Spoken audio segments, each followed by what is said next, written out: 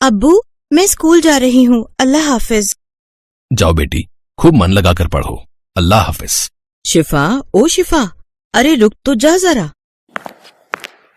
یہ لے تیرے کھانے کا ڈبہ، آج پھر بھولے جا رہی تھی۔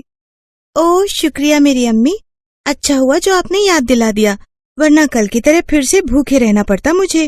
اب میں چلتی ہوں، اللہ حافظ امی۔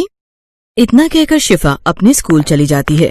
شفا کے ابو عثمان ایک غریب کسان تھے، حالانکہ وہ بہت ایماندار تھے، اتنے کہ اس کی ایمانداری کا پورے گاؤں میں چرچا تھا۔ غریب ہونے کے باوجود انہوں نے ہمیشہ شفا کو پڑھایا لکھایا۔ شفا بھی ایک ہوشیار لڑکی تھی، وہ گاؤں کے سرکاری اسکول میں پڑھتی تھی اور ہر سال سب سے اچھے نمبر لا کر پاس ہوتی تھی۔ سبھی بچے دھیان سے میری بات سنو، کل سبھی بچوں کو اپنے اپنے گھر سے کسی نہ کسی بڑے کو لے کر آنا ہے، ماتا پتا آ سکے تو سب سے بڑھیا، کل تم لوگوں کا رزلٹ بتایا جائے گا، ٹھیک ہے؟ اگلے دن شفا اپنے ابو کو ساتھ لے کر اسکول جاتی ہے اور پھر ککشا 8 میں ٹاپ کیا ہے شفا نے، شاباش بیٹا، آگے آؤ۔ شفا اسٹیج پر جاتی ہے۔ ہمیں واقعی شفا جیسے بچوں کی ضرورت ہے، یہ ہر سال اپنی کلاس میں فرسٹ آتی ہے۔ میں دھنیہ واد دیتا ہوں اس ہونہار بچی کے پتا عثمان بھائی کو۔ شفا کی اس کامیابی کے پیچھے ان کی کتنی محنت ہے، یہ بات میں اچھے سے جانتا ہوں۔ پرنسپل سر کی بات سن کر عثمان کا سینہ گرو سے چوڑا ہو جاتا ہے، ساتھ ہی ان کی آنکھوں میں خوشی کے آنسو بھی آ جاتے ہیں۔ اور گھر پہنچنے کے بعد زینب بھائی دل خوش کر دیا بٹیا نے۔ ہماری بٹیا ہے ہی اتنی اچھی، اللہ ہر بری نظر سے بچائے ہماری بچی کو۔ پتا ہے زینب، اب تک گاؤں بھر میں مجھے سب میرے نام سے جانتے تھے، لیکن اب جب شفا کی وجہ سے میری پہچان ہوتی ہے نا تو دل کو بڑا سکون ملتا ہے۔ اب تو بس اللہ سے یہی دعا ہے کہ ہماری شفا کا ہر خواب پورا ہو اور بڑی ہو کر وہ جو بننا چاہتی ہے وہ بن سکے۔ آمین۔ آپ دیکھیے گا ایسا ضرور ہوگا۔ وقت اپنی رفتار سے بیت رہا تھا اور ایک دن کچھ ایسا ہوا جس نے سب کچھ بدل کر رکھ دیا۔ اسکول سے گھر لوٹتے ہوئے شفا کو ایک گاڑی نے ٹکر مار دی۔ اس حادثے میں شفا نے اپنی دونوں آنکھوں کی روشنی کھو دی۔ یہ حادثہ صرف شفا پر ہی نہیں بلکہ اس کے پورے پریوار پر قہر بن کر ٹوٹا تھا۔ شفا سے جڑے اس کے ابو اور امی کے سپنے بھی ٹوٹ گئے تھے اور خود شفا بھی پوری طرح سے ٹوٹ گئی تھی۔ ابو مجھے معاف کر دیجئے، میں ہار گئی، اب میں کچھ نہیں بن پاؤں گی، میں کسی لائق نہیں رہی۔ ابو نہیں میری بچی، ایسے ہمت نہیں ہارتے، اللہ پر بھروسہ رکھو، وہ سب ٹھیک کریں گے۔ اس بات کا شکر کرو کہ اتنے خطرناک حادثے کے بعد بھی تم ہمارے ساتھ ہو۔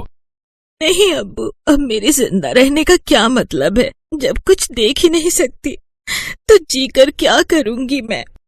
وقت بیت رہا تھا اور شفا وقت کے ساتھ اور بھی زیادہ نا امید ہوتی جا رہی تھی۔ وہ خود پر سے بھروسہ پوری طرح سے کھو چکی تھی۔ دوسری طرف شفا کے علاج پر خرچ کی وجہ سے گھر کی مالی حالت بھی پہلے سے بدتر ہو گئی تھی۔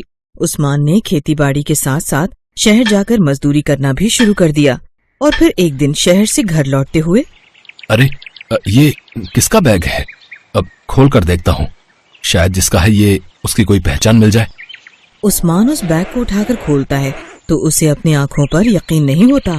اس بیگ کے اندر سونے چاندی کے ڈھیر سارے گہنے بھرے ہوئے تھے۔ یا خدا، کتنی محنت سے یہ سب جوڑا ہوگا کسی نے، پر اس کے اندر تو ایسا کچھ بھی نہیں جس سے اس کے مالک کے بارے میں کچھ پتا چل سکے۔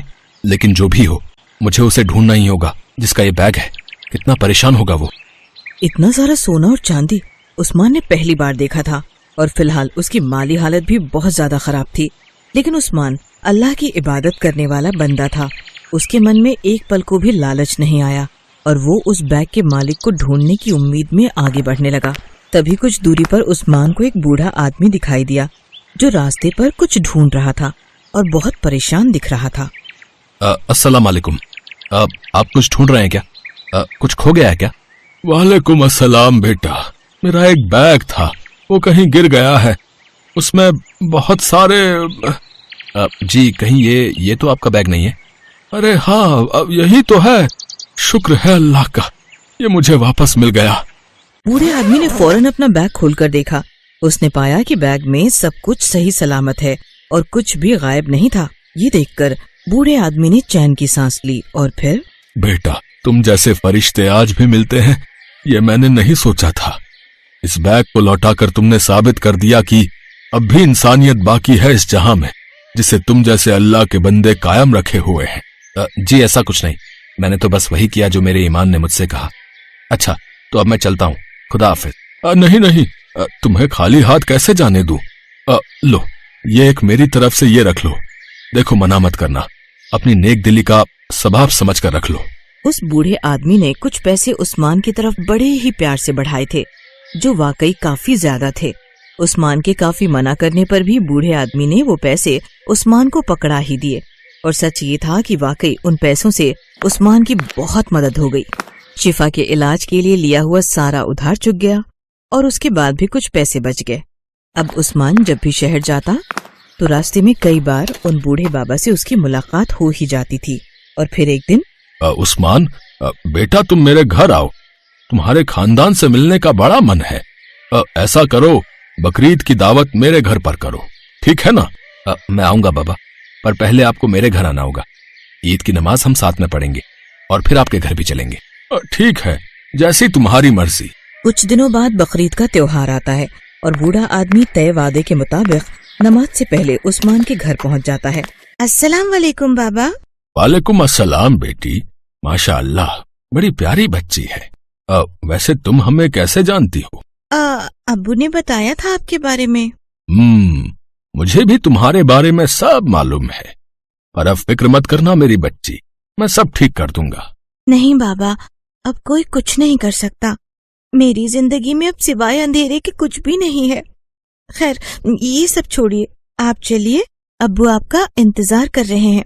इसके बाद उस्मान और वो बूढ़ा आदमी साथ में ईद की नमाज पढ़ने जाते हैं। और फिर, अब्बू हम कहाँ जा रहे हैं? बाबा ने बकरीद की दावत दी है, बस वहीं जा रहे हैं बेटा। बूढ़ा आदमी उन तीनों को साथ लेकर चल पड़ता है। बातें करते करते अचानक वो सभी जंगल की तरफ मुड़ जाते हैं और ये देखकर ज़ैनब घबरा जाती है। ये रास्ता तो जंगल को जाता है। घबराओ मत बेटी, मैं शहर के शोर शराबे से दूर यहीं रहता हूँ, बस मेरा घर पास ही में है। कुछ देर चलने के बाद जंगल के बीचों बीच सबको एक आलीशान हवेली दिखाई देती है, जिसे देखकर उस्मान और ज़ैनब चौंक जाते हैं। बाबा क्या वाकई ये है आपका घर? हाँ यही है। अब अंदर भी चलोगे या यहीं सारी बातें करोगे भाई? सभी लोग घर के अंदर जाते हैं तो देखते हैं कि वहाँ पहले से ही एक बहुत बड़ा दस्तरखान बिछा हुआ है, जिस पर एक से एक पकवान भी रखे हुए हैं। चलो अब बिस्मिल्लाह करो भाई। जी आप लोग नोश फरमाइए, मैं और शिफा बाद में। नहीं बेटी, ईद की खुशी में ये आपके लिए खास दावत है, आओ सब साथ बैठकर खाएंगे। उस्मान और उसके परिवार ने पहली बार इतना बढ़िया और लजीज खाना चखा था। हालांकि बूढ़े आदमी के अलावा उस आलिशान घर में और कोई नजर नहीं आ रहा था। ये बात ज़ैनब को थोड़ी अजीब लग रही थी, लेकिन तभी शिफा खाना छोड़कर अपनी आंखें मलने लगी। ये देखकर ज़ैनब ने उससे पूछा, क्या हुआ शिफा, आंखों में कुछ चला गया है क्या बेटा? अम्मी, क्या ये सच है? रुकिए रुकिए जरा। ये कहकर शिफा अपनी आंखें जोर से बंद करती है और फिर आंखें खोल लेती है और इस बार उसकी आंखों से आंसू बहने लगते हैं। क्या हुआ मेरी बच्ची, कुछ तो बता, तू रो क्यों रही है? करिश्मा हुआ है अम्मी, मुझे सब दिखाई दे रहा है। मैं आपको, अब्बू को, बाबा को, इस दस्तरखान को, इस खाने को, सबको देख सकती हूँ मैं। अम्मी मैं सब कुछ देख सकती हूँ। ये दावत, ये जादुई है। इस दावत का खाना खाते ही मेरी आंखों की रोशनी मुझे वापस मिल गई। शिफा की बातें सुनकर ज़ैनब और उस्मान भी रोने लगे और जाकर शिफा के गले लग गए। फिर उस्मान ने जैसे ही बूढ़े आदमी का रुख किया, वो एक बार फिर चौंक गया, क्योंकि बूढ़ा आदमी वहाँ पर था ही नहीं।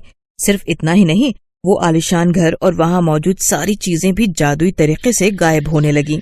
कुछ ही पलों के बाद उस्मान, ज़ैनब और शिफा तीनों ही घने जंगल में खड़े थे। हालांकि जादुई दावत परोसने वाला वो दस्तरखान अब भी वहीं पर था।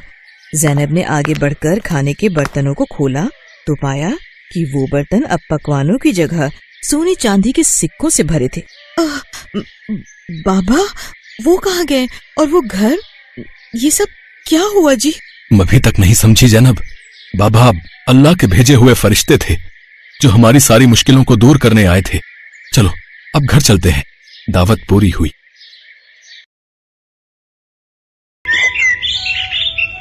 ये कहानी है निखत और उसके बेटे अली की।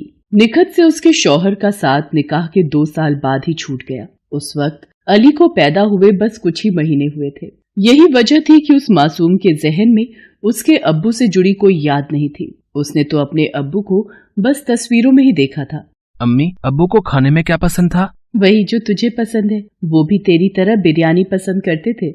अच्छा, फिर तो वो आपसे हर रोज बिरयानी बनाने को बोलते होंगे, जैसे मैं बोलता हूँ। नहीं, वो मुझसे नहीं कहते थे, बल्कि वो तो खुद हर रोज बिरयानी बनाया करते थे, खुद भी खाते थे और सबको खिलाते थे। क्या मतलब, अब्बू को खाना बनाने का शौक था क्या? हाँ, बहुत ही ज्यादा। उनका यही शौक देखकर तो तेरे दादू ने उन्हें ये ठेला खरीद कर दिया था। तेरे अब्बू बड़े ही मन से घर पर बिरयानी बनाते थे और फिर इसी ठेले पर रखकर पास वाले नुक्कड़ पर बिरयानी बेचा करते थे। वो वक्त ही कुछ और था। वो चाहे जितनी बड़ी देग बना ले, कभी बिरयानी बचती नहीं थी। इतना स्वाद था उनके हाथों में। अच्छा, तो इसका मतलब तुमने भी अब्बू से ही सीखा होगा बिरयानी बनाना, है ना? हाँ, मैं उनकी मदद करती थी, पर बनाते हमेशा वही थे। लेकिन अब तो मुझे ही बनानी होगी ना। अम्मी, उदास मत हो। आप एक बात बताओ, जब अब्बू बिरयानी बेचा करते थे तो आप ऐसा क्यों नहीं करती?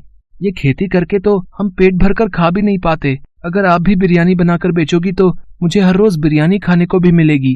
बेटा, ये सब इतना आसान नहीं है। तेरे अब्बू ने अपनी मेहनत से काम जमा लिया था। उनकी कमाई लागत से कहीं ज्यादा थी। लेकिन अब उनके जाने के बाद हमारे हालात अच्छे नहीं है बेटा। तू ही बता, पूरे दिन के रोजे के बाद इफ्तारी तक का इंतजाम तो अच्छे से हो नहीं पाता, तो बेचने के लिए बिरयानी कहाँ से बनाऊं मैं? तो इसका मतलब मुझे बिरयानी खाने को नहीं मिलेगी। अम्मी, अब मन कर रहा है। अमूमन अली अपनी अम्मी से किसी चीज को लेकर जिद नहीं करता था। उस दिन भी उसने जिद नहीं की, लेकिन उसकी नम आंखों ने निखत को बता दिया था कि उसका बिरयानी खाने का कितना मन है। अली नमाज पढ़ने मस्जिद चला गया और निखत के हाथ भी दुआ के लिए उठ गए। या खुदा, ऐसा इम्तिहान ना ले, अपने बच्चे की बिरयानी खाने की ख्वाहिश भी पूरी ना कर सकूं। इतना मजबूर तो ना बना। निखत अपनी मजबूरी पर रो रही थी, तभी दरवाजे पर किसी ने दस्तक दी। अस्सलाम वालेकुम। वालेकुम अस्सलाम। जी आप? मैं असलम हूँ। आपके पड़ोस में जो खान साहब रहते हैं, मैं उनका रिश्तेदार हूँ। कुछ काम से आया था, पर यहाँ तो ताला लगा हुआ है। आपको कुछ पता है क्या? जी खान साहब, वो तो अब यहाँ नहीं रहते। पिछले महीने शहर चले गए। यहाँ का मकान भी बेचने वाले हैं शायद। आपको बताया नहीं उन्होंने? वो दरअसल मुझसे खान साहब का फोन नंबर कहीं गुम हो गया, इसलिए बात नहीं हो सकी। लेकिन ये तो गड़बड़ हो गई। खान साहब से जरूरी काम तो था ही। सोचा था कि इफ्तार और मगरिब की नमाज भी उनके यहाँ ही पढ़ लूंगा, पर अब कैसे होगा? कुछ ही देर में इफ्तार का वक्त हो जाएगा। अब यहाँ आसपास कोई ढाबा या होटल वगैरह है क्या? जी नहीं, यहाँ तो ऐसा कुछ भी नहीं है। बस राशन और गोश्त की दुकान ही है। ये तो मुसीबत हो गई। अब क्या किया जाए? देखिए भाईजान, अगर आप मुझे गलत ना समझे तो मैं आपसे कुछ कहूँ। हाँ, कहिए ना। ये मेरी बदनसीबी ही है कि मैं चाहकर भी आपको इफ्तार का न्योता नहीं दे पा रही हूँ। असल में मेरी माली हालत मुझे इसकी इजाजत नहीं दे रही। तो अगर आप मेरी कुछ मदद कर दें तो मैं भी आपकी मदद कर सकती हूँ। असलम को निखत की बात समझ आ गई थी। उसने फौरन अपनी जेब से कुछ पैसे निकालकर निखत की तरफ बढ़ा दिए और बोला, ये लो बहन, इतने में हो जाएगा ना? जी भाईजान, बहुत अच्छे से हो जाएगा। बहुत बहुत शुक्रिया आपका। अरे नहीं नहीं, शुक्रिया तो मुझे आपको कहना चाहिए। मैं ऐसा करता हूँ, यहीं बाहर इंतजार करता हूँ। अगर आपको कुछ मदद चाहिए हो तो बताइएगा। नहीं नहीं, मैं सब कर लूंगी, आप आराम करें। इसी के साथ असलम निखत के घर के बाहर ही एक पेड़ की छांव में बैठ जाता है और निखत फौरन इफ्तार की तैयारी में लग जाती है। ये तो काफी पैसे हैं, इनमें तो इफ्तार के साथ साथ बिरयानी भी बन जाएगी। या अल्लाह, आज मेरा बच्चा बिरयानी खाएगा, जरूर खाएगा। निखत फौरन जाकर पास की दुकान से राशन और गोश्त खरीद कर ले आती है, साथ ही इफ्तारी के लिए कुछ फल भी। फिर उसने बड़े ही मन से बिरयानी बनाई, ठीक वैसे जैसे अब्बास बनाया करता था। कुछ ही देर में अली घर वापस आ गया। अम्मी, आप बिरयानी बना रही हो क्या सच में? इतनी बढ़िया खुशबू। अम्मी बताओ ना, ये बिरयानी की खुशबू ही है ना? हाँ, बिरयानी ही है। तेरा इतना मन था खाने का तो बना दी मैंने। लेकिन अम्मी, ये सामान कहाँ से आया? निखत अली को सब कुछ बताती है। अली फौरन जाकर असलम से मिलता है और उसे शुक्रिया कहता है। फिर शाम के वक्त सभी एक साथ इफ्तार करते हैं। अच्छा बहन, अब चलता हूँ। इफ्तार के लिए बहुत बहुत शुक्रिया। रुकिए भाईजान, मैंने बिरयानी बनाई है। आपने जो पैसे दिए थे उन्हीं से इफ्तार का इंतजाम भी हो गया और बिरयानी का भी। वो भी खाकर जाइए। नहीं नहीं बहन, अभी तो इफ्तारी की है, मैं खाना कुछ देर रुक कर खाता हूँ। भाईजान थोड़ी सी चख तो लीजिए। अच्छा ठीक है, चखने भर को ले आइए फिर। निखत फौरन रसोई में जाकर असलम और अली के लिए बिरयानी लेकर आती है। असलम जैसे ही बिरयानी का एक निवाला चखता है, उसके चेहरे के हाव भाव ही बदल जाते हैं। बहन, बिरयानी बहुत ही लजीज है, अब थोड़ी और मिलेगी क्या? हाँ अम्मी, मुझे भी और चाहिए। बस अभी लेकर आई। निखत खुशी खुशी असलम और अली दोनों को पेट भर बिरयानी खिलाती है। उसे ऐसा करने में बहुत ही खुशी हो रही थी। सोचा न था कि इतनी सारी बिरयानी खा जाऊंगा मैं। बहन सच में आपके हाथों में तो गजब का स्वाद है। मैंने बड़े से बड़े होटल में बिरयानी खाई है, लेकिन ऐसा स्वाद आज तक नहीं चखा। जी बहुत बहुत शुक्रिया भाईजान। असल में बिरयानी बनाने का ये खास तरीका मैंने अपने शौहर से सीखा है। उनका बिरयानी बनाने का ही काम था। उनकी बिरयानी उनके नाम बिका करती थी तब, अब्बास बिरयानी। अच्छा, मैंने खान साहब से इस नाम के बारे में बहुत सुना है। वो बहुत तारीफ किया करते थे आपके शौहर की और उनके हाथों के स्वाद की। वैसे हैं कहाँ आपके शौहर? कहीं बाहर गए हैं क्या? अब्बू बहुत दूर चले गए हैं, अल्लाह ताला ने उन्हें अपने पास बुला लिया। इतना कहकर अली अपनी अम्मी से लिपट कर रोने लगा। असलम को अब सारी बात समझ आ गई थी। फिर कुछ देर सोचने के बाद उसने अपने सूटकेस से पूरे 50,000 रुपए बाहर निकाले। ये लो बहन, ये रख लो। जी ये इतने सारे पैसे? नहीं भाईजान, माफ करिए, पर मैं इन्हें नहीं ले सकती। पहले आपने जो मदद की वही मुझ पर और मेरे बच्चे पर बहुत बड़ा एहसान है आपका। अब मैं आपसे और कुछ नहीं ले सकती। ये तो आपको मुझे भाई बनाने से पहले सोचना चाहिए था। मैं ये पैसे इसलिए दे रहा हूँ ताकि आप अपने शोहर का रुका हुआ काम फिर से शुरू कर सको। वो वही है ना अब्बास भाई का मशहूर ठेला? ये ऐसे अच्छा नहीं लग रहा। ये पैसे रखो और इस ठेले को फिर से खुशगवार कर दो। मैं जल्द ही आऊंगा फिर से बिरयानी खाने। इतना कहकर असलम ने निखत के हाथों में वो पैसे रख दिए। निखत कुछ न बोल सकी, लेकिन उसकी आंखों से बहते आंसुओं में उसके जज्बात साफ झलक रहे थे। असलम वहां से चला गया, लेकिन निखत और अली को एक नई जिंदगी दे गया। निखत ने ठीक वैसा ही किया जैसा कि असलम ने उससे कहा था। पूरे रमजान रोजा रखने के बाद निखत ने ईद वाले दिन से बिरयानी बनाकर बेचने की शुरुआत की। उसके हाथों से बनी बिरयानी की खुशबू जल्दी ही सारे गांव को उसके पास खींच लाई। निखत, वाह बेटी, बहुत ही अच्छा किया तुमने। अब्बास के जाने के बाद तो जैसे बिरयानी में स्वाद आना ही बंद हो गया, लेकिन अब फिर से बिरयानी महकेगी और सबकी जुबान पर चढ़ेगी। लाओ जल्दी से प्लेट लगा कर दो। निखत और अली खूब मेहनत से अपना बिरयानी का ठेला चलाने लगे। गांव के लोग तो पहले दिन से ही आने लगे थे, लेकिन धीरे धीरे दूसरे गांव और पास के शहरों से भी निखत को बिरयानी बनाने के ऑर्डर मिलने लगे। अब निखत और अली को किसी बात की कमी नहीं थी। उनके रहन सहन से लेकर खाना पीना सब बढ़िया हो गया और अब अली स्कूल जाकर पढ़ने भी लगा। निखत का ठेला जल्दी ही नामी होटल में बदल गया। अस्सलाम वालेकुम, कैसी हो बहन? अरे भाईजान आप? वालेकुम अस्सलाम। आइए, बाहर क्यों खड़े हैं, अंदर आइए। निखत के होटल को देखकर असलम को बहुत खुशी हो रही थी, साथ ही फक्र भी। बहन सच में मान गया आपको। इतने कम वक्त में आपने क्या से क्या कर दिखाया, वो भी इतनी छोटी सी रकम से। नहीं भाईजान, ना वो रकम छोटी थी और ना ही आपकी मदद। आपकी दुआ और अल्लाह ताला की नेमत से हुआ है ये सब। मैंने तो बस अपना काम किया है। आइए, बिरयानी तैयार है, आप नोश फरमाइए, मैं बस अभी आई। वाह बहन, बिल्कुल वही स्वाद और बेहतरीन। अल्लाह आपको ऐसी ही बरकत दे। शुक्रिया भाईजान। अब ये लीजिए, ये आपकी अमानत मैंने संभाल कर रखी हुई थी। ये क्या बहन, ये पैसे लौटाकर मुझे पराया मत करो। नहीं भाईजान, आप कभी पराये हो ही नहीं सकते। मैं ये पैसे आपको लौटा नहीं रही हूँ, बल्कि इसलिए दे रही हूँ ताकि इनकी मदद से आप फिर किसी बहन की जिंदगी बदल सके और अल्लाह की रहमत सब पर यूं ही बरसती रहे। असलम निखत की तरफ देखकर मुस्कुरा दिया और उन पैसों को लेकर फिर से निकल पड़ा किसी नई निखत और अली की तलाश में।